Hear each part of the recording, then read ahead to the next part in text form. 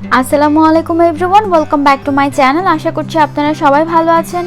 আবারও হাজির হলাম আপনাদের মাঝে খুবই হেলদি একটা কিটো স্যুপ রেসিপি নিয়ে। কিটো ডায়েট সম্বন্ধে সবাই কম বেশি জানেন, তাই কিটো ডায়েট সম্বন্ধে আপনাদের কিছু বললাম না। তো আমি আজকে চিকেন উইথ ভেজিটেবল কিটো স্যুপ রান্না করে দেখাবো আপনাদের। আশা করি রেসিপিটি আপনাদের ভালো লাগবে। ভালো লাগলে আমার চ্যানেলটিকে সাবস্ক্রাইব করে পাশে থাকা বেল আইকনটি প্রেস করে দিবেন, এতে করে খুব সহজেই রেসিপিগুলো আপনাদের কাছে চলে আসবে। শুরুতেই আমি একটা হাঁড়িতে 4 কাপ পানির মধ্যে 500 গ্রাম চিকেন দিয়ে দিয়েছি।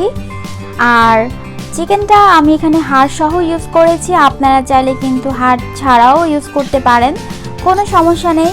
তো চিকেনগুলোকে দিয়ে আমি সিদ্ধ করে নেব।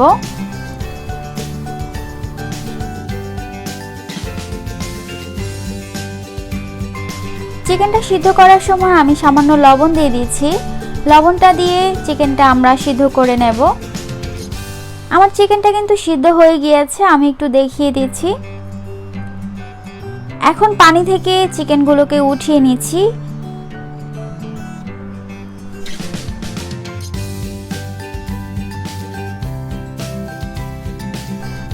এখন চুলায় একটা প্যান বসিয়ে দিলাম, তার মধ্যে দিয়ে দিচ্ছি এক্সট্রা ভার্জিন অলিভ অয়েল। যেহেতু কিটো রেসিপি, সেক্ষেত্রে বাটার বা এক্সট্রা ভার্জিন অলিভ অয়েলটা ইউজ করতে হবে। আর এখন দিয়ে দিচ্ছি পেঁয়াজ কুচি, আদা কুচি,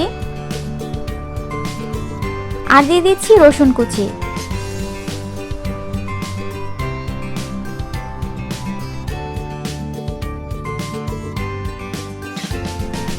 হালকা একটু নেড়েচেড়ে ভেজে নিচ্ছি, খুব বেশি ভাজার দরকার নেই। এখন দিয়ে দিচ্ছি ফুলকপি। এখানে আমি ফুলকপিগুলোকে ছোট ছোট টুকরা করে কেটে নিয়েছি।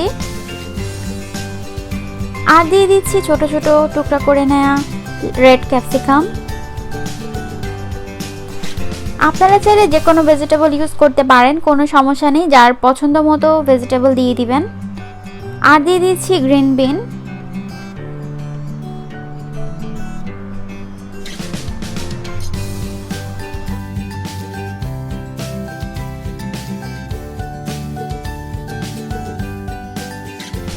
এখন ভেজিটেবলগুলোকে নেড়েচেড়ে একটু ভেজে নিচ্ছি।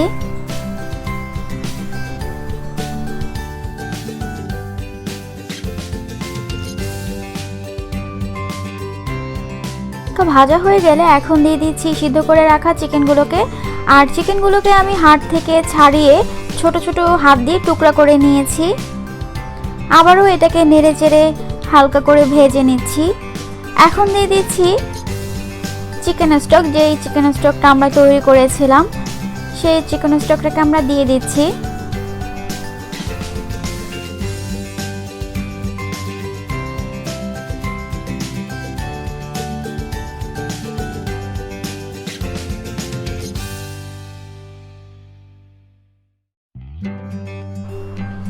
এখন এটাকে নেড়েচেড়ে রান্না করে নিচ্ছি। যখন এটা বয়েল হয়ে আসবে, তখন আমি এর মধ্যে দিয়ে দিচ্ছি কুচি করে রাখা পালং শাকগুলোকে। আর আমি বলবো এই স্যুপের মেন ইনগ্রেডিয়েন্টস হচ্ছে এটাই। আমার কাছে এই পালং শাকটা ছাড়া এই স্যুপটা একদমই ভালো লাগে না। আবারও আমি খুব নেড়েচেড়ে এটাকে মিশিয়ে নিচ্ছি। এখন দিয়ে দিচ্ছি একটা কাঁচামরিচ। কাঁচামরিচটাকে আমি একটু ফালি করে দিচ্ছি। ঝালটা অবশ্যই আপনাদের পছন্দ মতো দেবেন, এক্ষেত্রে আপনারা স্কিপও করতে পারেন।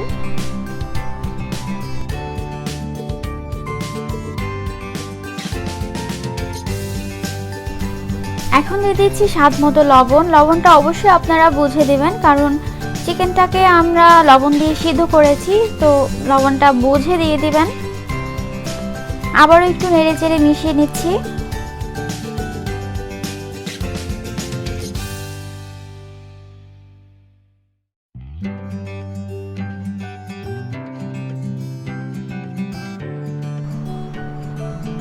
এখন দিয়ে দিচ্ছি ব্ল্যাক পেপার।